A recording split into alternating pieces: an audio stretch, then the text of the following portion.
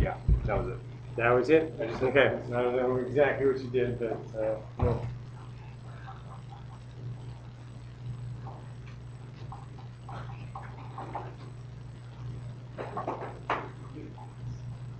Oh.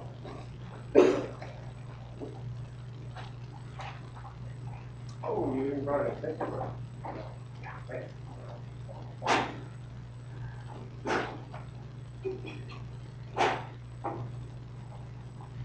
Is this the one from the sewer plant?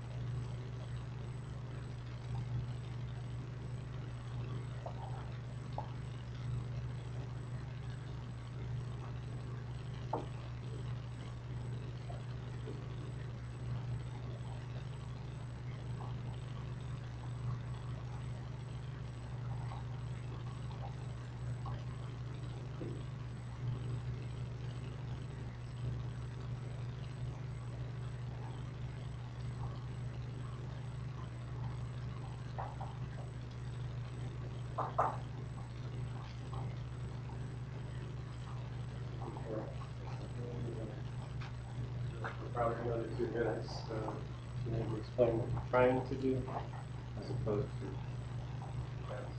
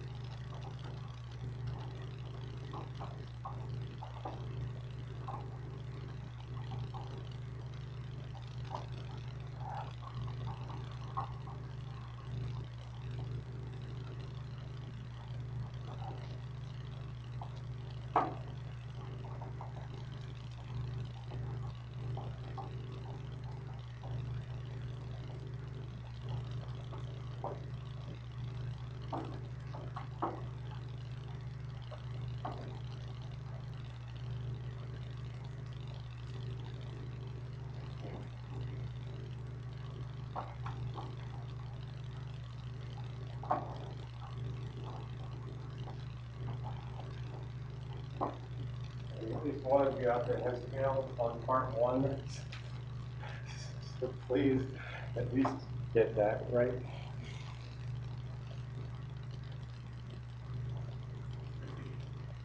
Part one's the first one.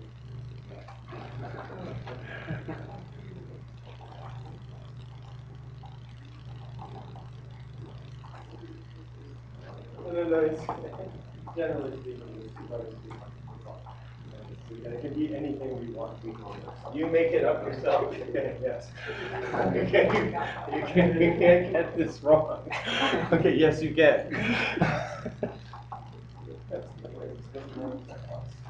You just make one up, make your favorite two letters, two numbers. It's just going to uniquely define you so that I can take that, put it in there. It's not search number, it's not ever number.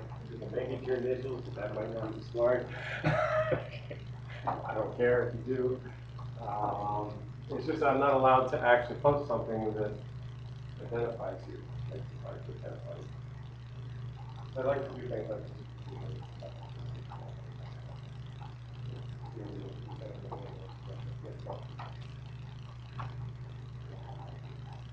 Okay, so another 30 seconds to finish that up.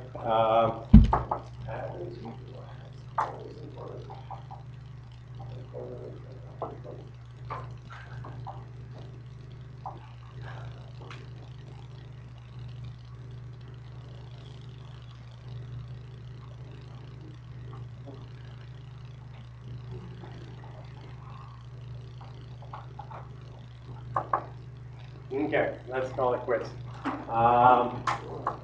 Good time to figure out how to collect them. Okay, first of all, the intent, I was hoping it was to be relatively easy, but I wanted to hit a series of unusual organisms and platforms and unusual what I call tropisms. And tropisms are, they eat different things. And so I just, like in my mind, I wanted to just make sure that everybody understands that implicit in this is stoichiometry. But there are certain things that I might assume, like, okay, first of all, does anyone not know what E. coli is? What is E. coli? Bacteria. Okay, so it is a bacteria. If you had Howard Salis for 340, I mean, it's his favorite, and he thinks it's the only organism on the planet, kind of thing. And so E. coli is in terms of tropisms, heterotrophic. And so, so the basic equation is basically eating sugar, or something like sugar. And I recognize that some of you will get sidetracked and think it's photosynthetic, but E. coli is not photosynthetic. Where does E. coli grow? Cow stomachs.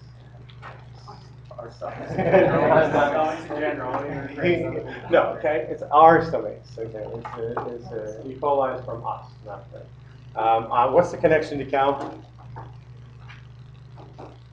There's always, the answer itself is, of course, completely wrong, but I mean, that's one of the reasons I like you guys to give answers, because it gives me insight into the way you think.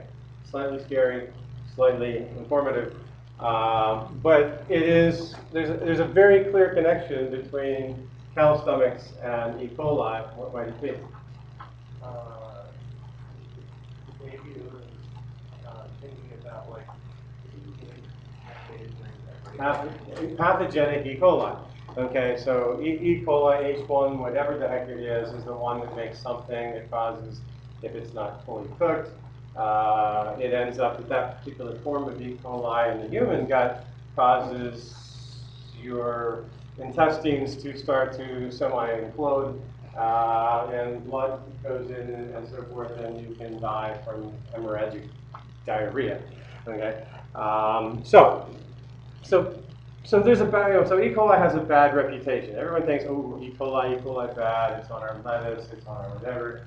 But in reality, E. coli is just like, it's always in all of us. Okay? It's not inherently a bad organism. But it is not photosynthetic, I guess, is the point. And so if you had it eating carbon dioxide and producing oxygen and so forth, that was not my intention for this quiz. My quiz, it was more like, do you look at what is being covered and then think about it a little bit, and if it isn't there, let it, oh, good word, ruminate. It's the whole cow thing. And so to go beyond that, how many equations are there, by the way, in this? This answer, you could answer this without, if you just understand stoichiometry, you know that there's four. Okay, because carbon, hydrogen, oxygen, that's it. It's just the elemental balances. And then you can kind of, if you went through this analysis, how many unknowns are there? Well, it depends. Okay, it could be the alphas, the betas, the gammas, and so forth. You could put one in front of all of them, in which case you would be one off a little bit, right? Because you get to choose one of them as a basis. I mean, these are nitty-gritty details, right?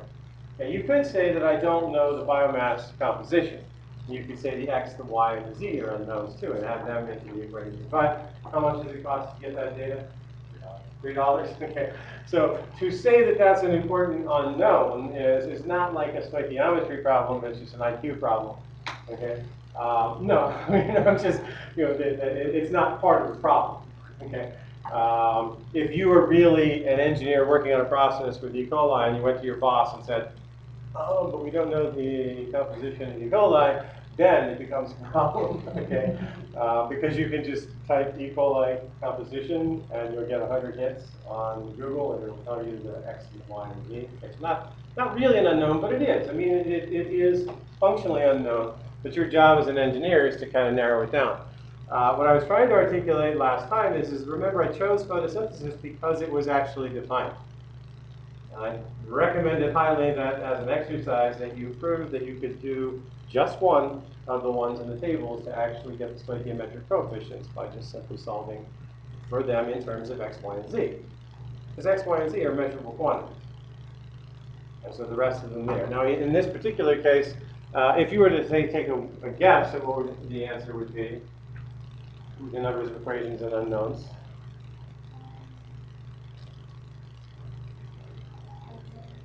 Well, at least take away.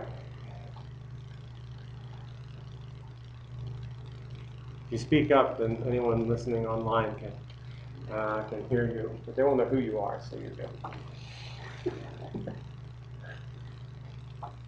Well, there are three options, right? What are the three options? When you have numbers of equations and unknowns. What am I getting at? Okay, right, so those are the three options, okay? And so what are the most probable answers here?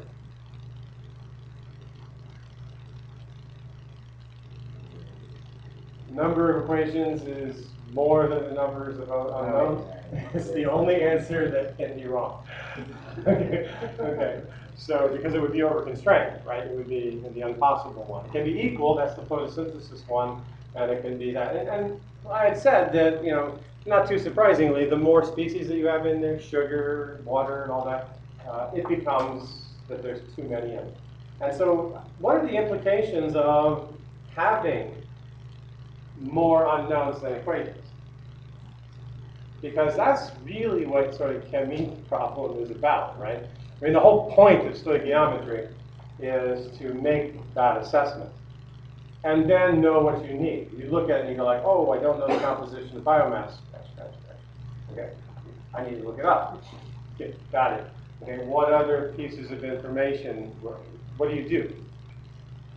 You need additional constraints. Okay, so either the system doesn't have a unique solution, that's one option, right? I mean, there wouldn't be one. Or it means that you'd have to come up with that. You can find an entire book chapters on people trying to come up with energy-based constraints and things like that. That would be the basis of trying to come up with the additional stoichiometry. From here on out, I'm not going to get hung up on stoichiometry. I am assuming that you now have been tortured enough with it that you could, in fact, come up with it. And I'm not going to put stoichiometric coefficients. But I'm going to talk about organisms that are really useful because they do important things, okay, or useful things, okay. Morella is an organism that can eat syngas, okay. And so I threw this one up here at the end of last semester because I wanted to say, oh, consortium bioprocessing can be done in one of two ways if you think about this. And the way you should be probably taking notes and thinking is, what is the point of this slide? The point of this slide is that you can choose the organism, or you can make the organism do what you want. In the past, when we said we wanted to make hydrocarbons, for example, we could genetically engineer one to do one part of the problem, genetically another part of the problem, put them together and hope they cooperate and do what you want. That's the mentality of what they refer to in the biochemical world these days as chassis. I think of an organism as a chassis. The guy that coined that was Jay Kiesling out at Berkeley. Okay, and then I need to decide how big an engine I'm going to put in there, what's going to come in and out, what fuel it burns, so on and so forth. And then I could take something like E. coli, and I could make it do everything. In theory, I could make E. coli chew stone sticks. I could make E. coli genetically engineered to make hydrocarbons. I've even heard the most ridiculous proposal in the world of making E. coli do photosynthesis. You laugh, but it's one of your instructors. Okay. With that in mind, okay, there's algae in the world, and they've just spent the last 500 million years figuring out how to do this. Why would I take one out of my guts and make it actually do that? Okay, yeah, there's some issues there that I have with logic. Now, eating carbon monoxide is kind of tough to do, by the way. Okay, and certainly not something that I do not recommend any of you attempt this. Okay, because it will suffocate you and you will die, and you will die even if they get to you because it irreversibly binds to your thing. And it's a bad one. Okay, hydrogen also not a great thing for you to be breathing. And carbon dioxide is kind of what you're trying to get rid of. These guys will actually use, this one's got a lot of electrons, right? In fact, it is the most energy dense by unit mass molecule on the planet. Okay, and so there you have your electrons. Okay, this one is also pretty energetic. It doesn't like being carbon monoxide. It really would like to be something else. Okay, so it has some energy to donate as well. And the carbon dioxide is kind of like along for the ride. And ultimately, it has this ability to then make the acetate. It's kind of like the lactic acid from going running in your legs. It only works under anaerobic conditions, by the way. Okay, so this is an obligate anaerobe. But acetate is inherently under aerobic conditions. It's kind of like that, kind of in the center of metabolism, right? Acetyl-CoA, so on and so forth. So not too surprisingly, there are a lot of organisms in the world that would like to eat this, but they would like to eat it with oxygen because they need a place to dump their electrons. Okay? And so you can kind of imagine, this was actually just published in the Proceedings of National Academy of Science, I think last year or the year before, by one of the authors was one of your historic classmates, Ben Woolston. He went ahead and did that work where Yarrowindia is a yeast that has an obesity problem. It gets fat very fast. Okay, so it's really, really good at eating everything. It's really good at eating acetate, so it accumulates fatty acids. And so this is a process, for instance, on trying to make biodiesel. How do we make the feedstock? Can anybody, I'll go with the guy in the red here. How do we make this? Remember? This is that a byproduct of maybe just even what it's called. Syngas. How do you make syngas?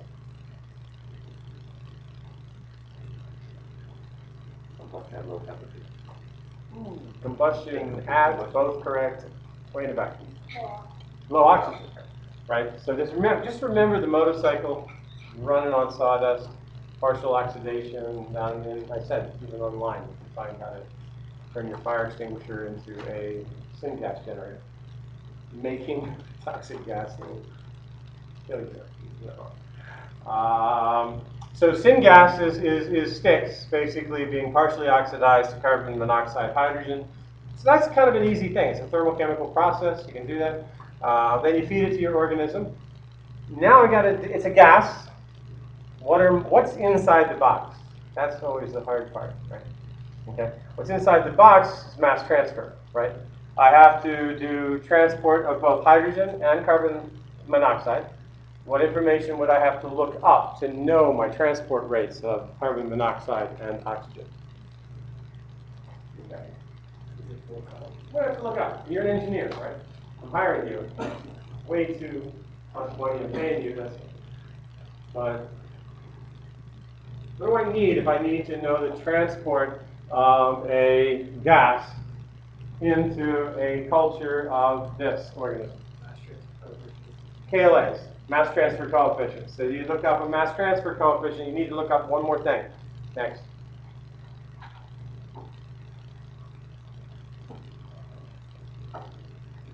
Which class does the mass transfer coefficient information come from? Okay. Well, true. Okay, you could get it from your heat transfer class if you're smart, because you can use the Chilton-Colbert analogy and use heat transfer coefficients to get mass transfer. But this is gas-liquid interface mass transfer, so it should have been covered in 410. I'm just pointing out, okay, that transport between gas and liquid interfaces should be in your mass transfer class. Okay. What other class contributes to this? Which class? Which thermal? Why? Henry's law.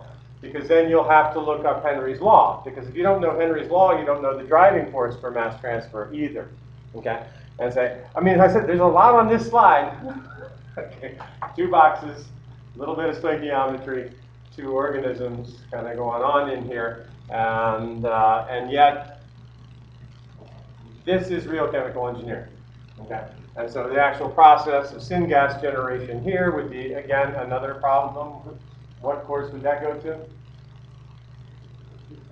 If I wanted to figure out how I would take my sawdust and then generate syngas, what class would probably be the most important one there? Well, chemistry is you know, I mean, you just start out with biomass on this side, right? And then you need to get to that there, and what is the key element? Limiting oxygen. Which class, Sandra? Pretty good. Stoichiometry. It's a stoichiometry problem. I just need to know the air rate that I'm going to be putting into the system that will provide for the partial combustion to produce syngas. Stoichiometry problem. Okay. So anyone that tells you that any problem is like from class A, B, C, or D is, well, lying. Okay. Then I get to actual acetate here. Then I have to, over here, this is going to be an aerobic process. And so that's going to have an oxygen mass transfer. And so forth. It's there. And then ultimately, you're going to make biodiesel. What is the process for biodiesel? Just kind of curious if anyone knows what that is going on the road here. You know, making biodiesel, what is it for real? Next. Yep. It's too anxious. Okay, yeah. What is transesterification? Okay.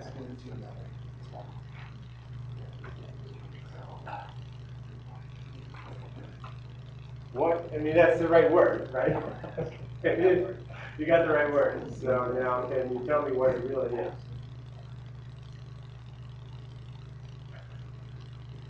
It's not just something to do with creating a moving double bond around a molecule. I don't like organic chemistry. You were in the right class. Okay. Yeah. Acid with a Organic acid. So if I was going to do an organic acid, what it would look like? Something out like this, right? With the double bond O. OH, right? Another separate alcohol group. Oh, and you got the other one, all right? The alcohol. And then there's some sort of metal. Okay. And transesterification, I'm going to get this wrong if I do it here, but remember what an ester is? O, C in between. It's condensation reaction, and I'm not sure if I did that right. I kind of forget what organic chemistry. I get it. So that's your chemistry class. So that's the real process we're talking about here. We're talking about going from sawdust, partial oxidation, combustion, using two organisms that are not genetically engineered. That's the point that I'm trying to get here. If you understand the biology, you can put together the organisms that will do the chemistry that you want, rather than trying to force the organisms that you have into the ones that you want them to be. But it requires that you know a lot about biology. And a lot about biology that is, generally speaking, not taught. Okay? Because the biology book barely gets through human physiology, let alone a little bit of microbial physiology, let alone to this kind of thing here, which is much, you know. But I think the other take home then is that there is an organism to eat everything on this planet. Okay. The discussion we were having as people were leaving last time was, it was over almost 20 years ago. It was Dow had asked me, hey, you think you could find something that could eat styrofoam? We have an image problem because of our styrofoam cups that are being used all over the place. And then I said, I probably could, but are you sure you want that? The whole reason styrofoam is useful is because my organisms don't eat it. Okay. They will evolve. And there's a publication from a couple last year or so where they found some of the first organisms that are actually able to, because styrofoam looks tasty candy in evolutionary time, right? It's a kind of a hydrocarbon thing and so forth. So why doesn't anything eat it? Because there wasn't styrofoam around. When you stick styrofoam on this planet, you wait a 500,000 years, guarantee it, it'll be the candy of future generation organisms. They'll be like, man, I just wish I could buy a styrofoam cup. Okay? And the same goes for polyethylene. Think about it. Polyethylene is a very burnable molecule. I just haven't figured out, they haven't been around very long. So something will and can eat those and keep those in mind. Now, you can genetically engineer them, but then you have to ask the question, do I really want something that can eat polyethylene? Yeah, it's the damn thing I use all the time when I don't want bugs chewing through my stuff. Okay? And so then we'd have to make a new polymer. Right? Rhodobacter is another one that, again, as a production platform, I throw it out here because it is unusual. We actually have used it to try to make hydrocarbons. It is considered one of the most versatile organisms on the planet in terms of what it can eat. It can do photosynthesis. It can do anaerobic photosynthesis. It can do heterotrophic growth.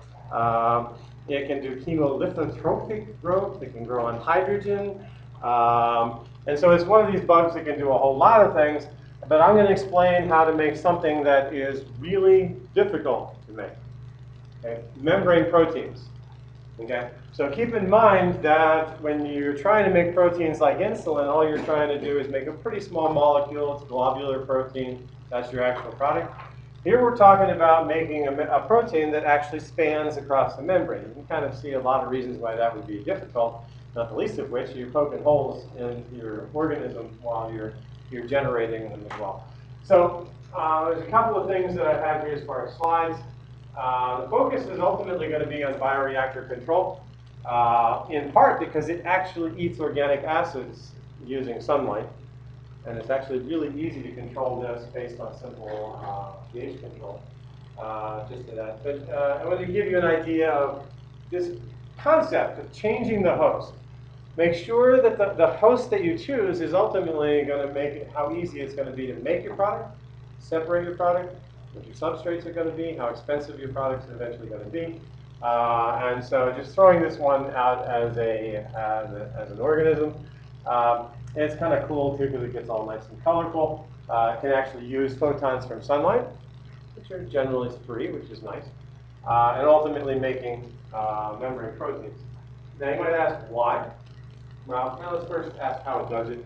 I made this little thing up a long time ago to try to understand part of a lecture I used to give in 340 on crap and electrons. So just think about how organisms work in the world. I have different energy values over here. So this is my currency. Hydrogen's way up here. Okay, it's got electrons to burn, literally. Okay, light is pretty high energy. Okay, it shakes loose electrons. It doesn't have them per se, but it shakes them loose very easily. There's the carbohydrates that are down there. But once you get down here, you know, they don't have much to give. So you're not gonna live on these here. And then you need to take those electrons and dump them somewhere. Depending on who you dump on, that's how much energy you get. I can dump on you all day and it doesn't do me any good. Okay, okay. I have to dump on somebody at a higher level, I think, or whatever. Okay. So here we have, you know, you dump it down to oxygen. This is the, if you want to think of it as delta G's in your chemi brain.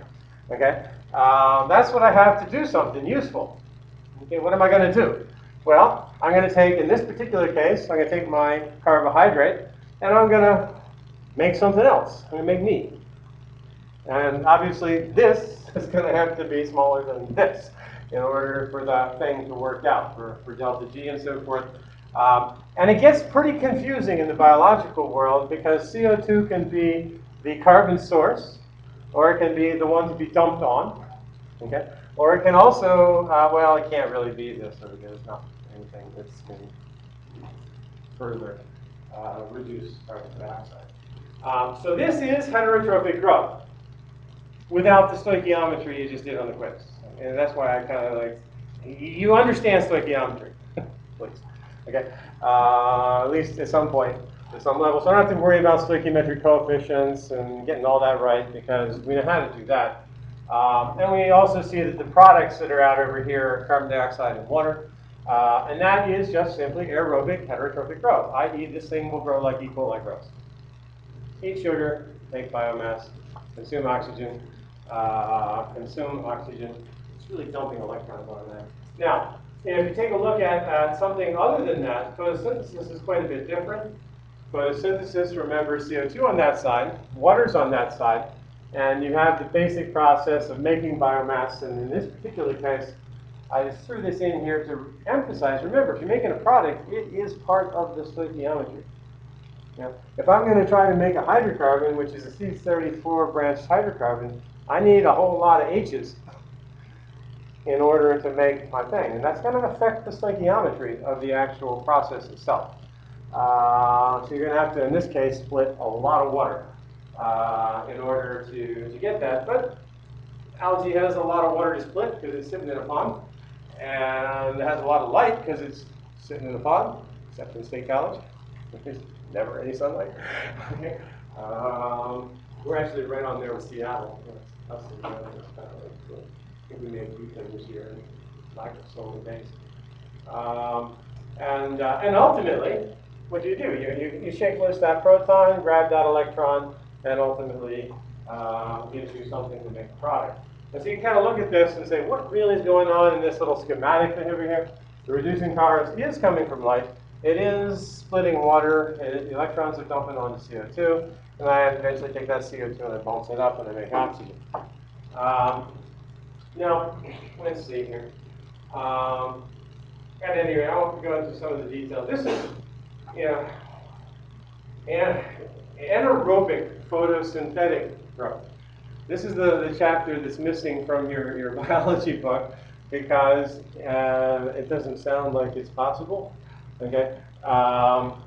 What this means is that you can actually utilize photons, but no oxygen is produced. Okay, so it's not splitting water. So then you have to ask yourself, if I'm not splitting water because I needed the hydrogen in my stoichiometry to do something, I'm going to have to get it somewhere else. Where they can get it is organic acids. Remember that organic acids typically are the result of anaerobic metabolism. This is the stinky Smithfeld smell, and then all that. the lactic acid when you go for a run and you don't have enough oxygen in there, you make organic acids when you don't have that. These guys have actually figured out how to use that as a carbon source, photosynthesis, to actually now produce carbon dioxide while they're doing photosynthesis. Okay? And then hydrocarbons, so on and so forth.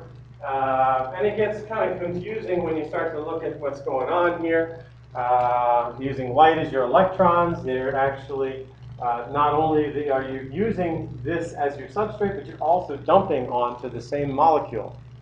So it's actually the source of the electrons as well as the source of the carbon, and ultimately then producing water and carbon dioxide. So just, again, you may be like going like, the point is that it's complicated.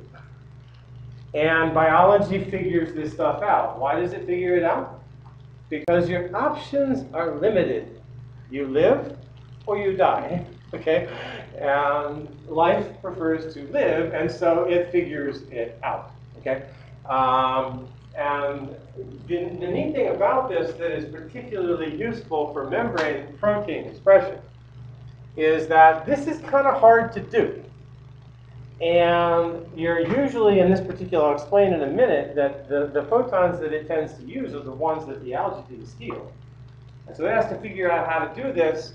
And so there's these big light harvesting complexes where this molecule here, the LH2, can be 10% of the weight of this organism, which is a membrane protein.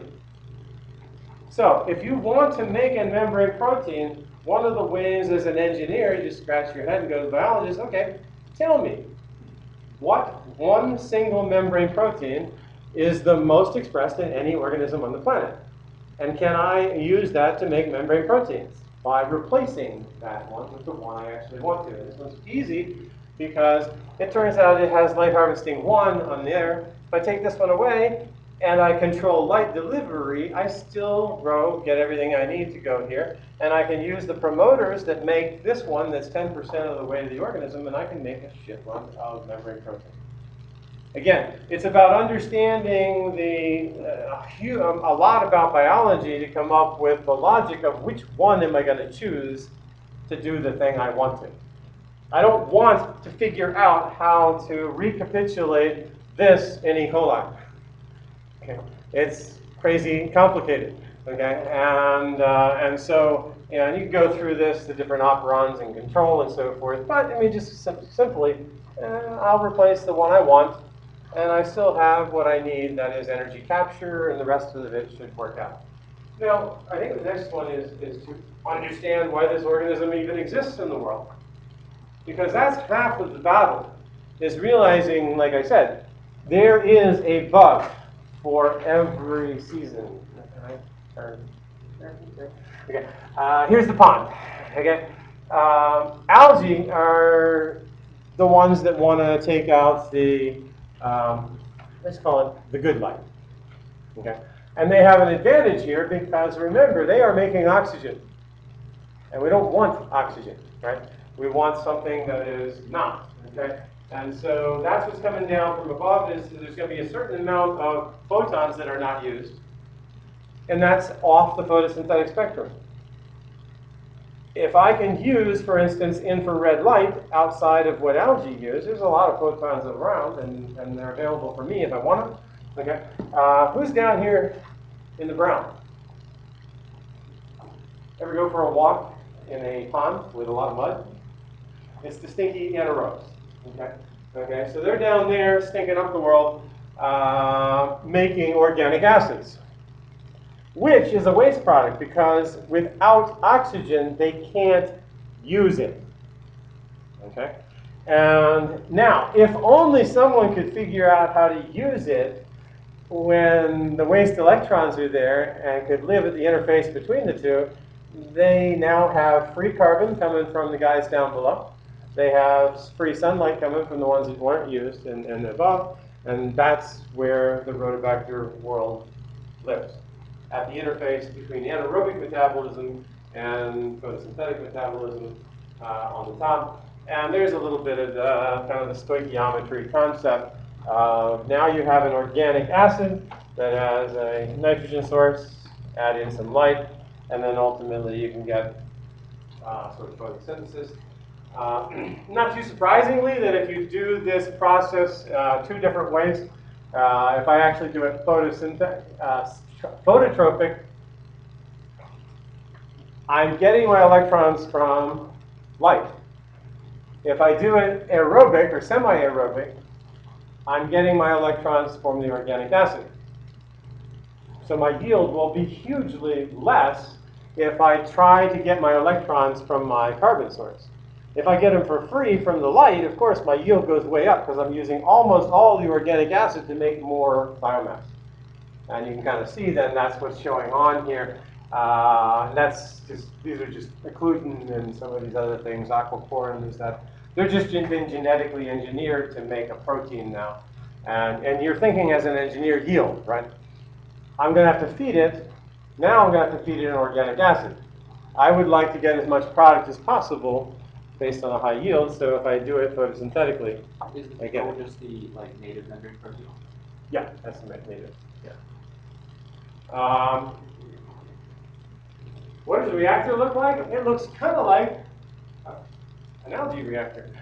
I won't go into the details, but I was consulting for a company on reactor design for photosynthesis, and I was not allowed to do reactor design for algae. So I was like, how can I get around this? I'll just do anaerobic photosynthesis, which they never heard of. Okay, and so all the principles of reactor design, the basis for doing reactor design, are exactly the same, like penetration and so forth. And so we did this actual work first with an anaerobic photoheterotroph because I was interested in reactor design principles like penetration, so on and so forth. And I could do that, and it wasn't a violation of my consulting with an algae biofuels company. Okay. It's different now. It's a black light on it here, and so it's actually using light outside of the regular light spectrum and so forth, and all kinds of recirculating toys and so forth that are here. Here's the interesting thing was, this was actually my son's honors thesis, Kemi here. Oh, by the way, it's got to be anaerobic. That's easy. Just put nitrogen gas in the envelope. Okay, so then it works that way. This is about 10 to 12 years of work at Argonne National Labs trying to use this organism based on semi-aerobic growth. And this is our first run in a reactor as an undergraduate on campus, actually thinking about stoichiometry, light penetration, and design principles from here. Now, there's some interesting aspects of this. Well, first of all, we wanted to actually monitor and control the reactors. That's one of the concepts I wanted to get back to again here. It's a unique process now. We want to implement process control. One aspect of this is that we wanted to actually do online measurements of growth at extremely high densities. Remember Beer-Lambert law? Beer-Lambert law is the spectrophotometers are 1 centimeter path length. If I want to measure the optical density of something that has way more light attenuation, higher density, all I need to do is make the path length thinner. And in fact, it's a log relationship.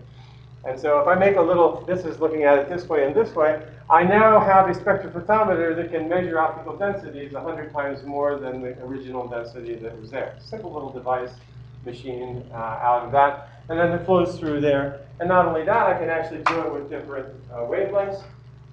So it just looks like this with a little photodiode in the back side of this. So photodiode comes in here. Let's say photodiodes here, LEDs there. I just made myself a real super sensitive, more sensitive than my $10,000 spectrophotometer for $10. Now, think in terms of actual process control here.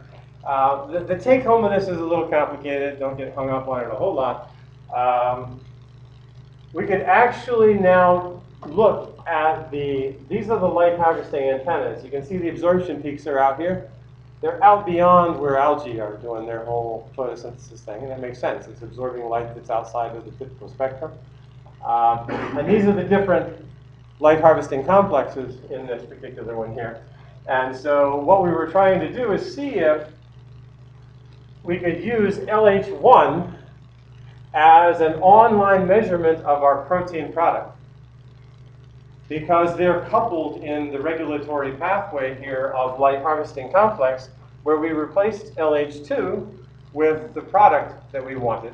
So as long as these are coordinated together and it makes LH2 when it normally makes LH1, we could use the ratios of different optical densities to actually correlate then with the amount of protein that was being produced online in the actual reactor with a $10 insert. Okay, so it became a product sensor. 660 is interesting because you get out into this range here and it's not absorbing. That's light scattering. Okay, so when you actually measure light scattering here, this is light absorption when you're at a peak where there's something that's there. But they follow the same Beer-Lambert law either way. And so by this, you have essentially cell number here, protein amount here. The ratio of those two then correlates to the amount of actual protein being expressed in the transgenic thing that you're running. These are just others that have done different things and so forth. And this is how you actually go about the process of genetic engineering, which is just cut things. Okay. Or anymore, you just order them. We'll just also try to make some of them for you. This is kind of cool because I love this aspect of it. What do I have? I have 1 minute left, or am I 4 minutes over? 1 minute left. 1 minute left. Okay. So this guy's thesis goal was to express aquaporin. I mentioned aquaporin. It was a Nobel Prize about 10 years ago. You can look it up. It was the answer to the mystery of why you don't explode when you drink salt water. Okay. If you look at it, you got a cell. You got a bilayer membrane on that. You have an osmotic pressure difference here. And so if you are exposed to salt water, okay, there should be this huge pressure difference, and then you would explode. Okay. But clearly you don't explode, so something has to be responsible for doing osmotic water adjustment, getting water in and out of cells.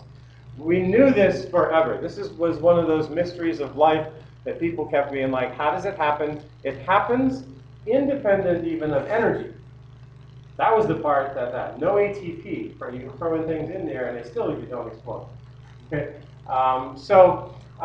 It's a really cool process. But think of it this way. Remember that life is maintaining proton motive force inside a membrane.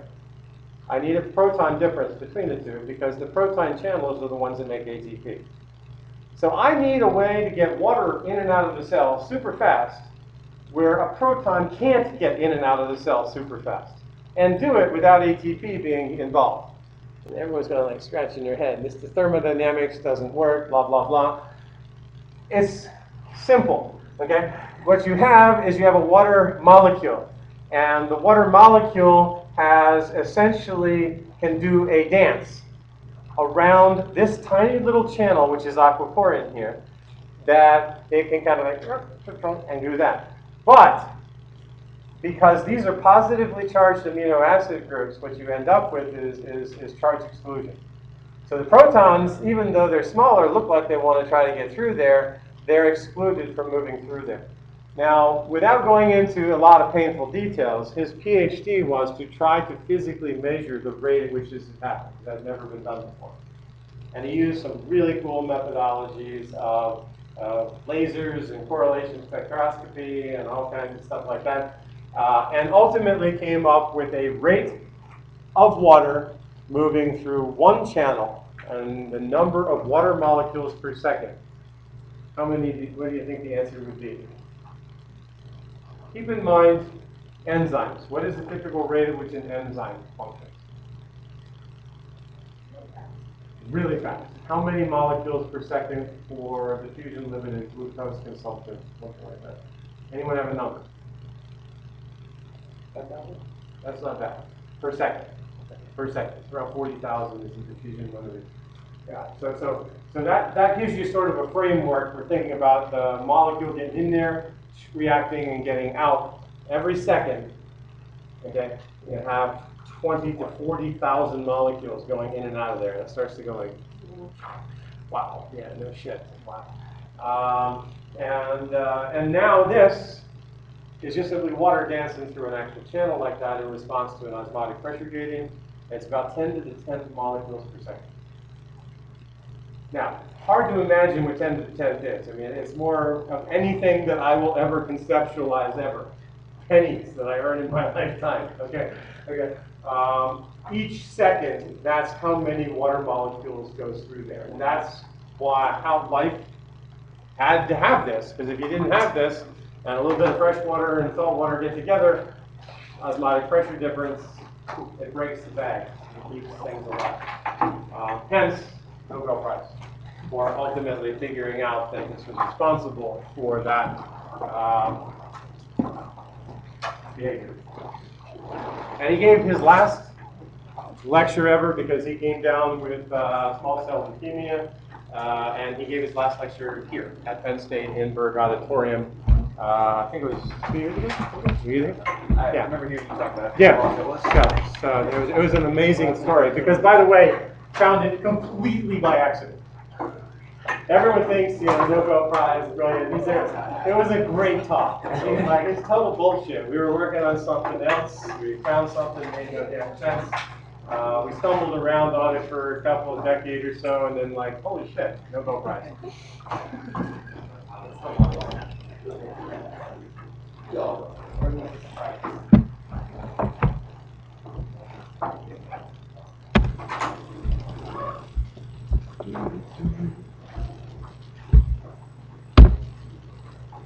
Any thoughts on how to shut this down?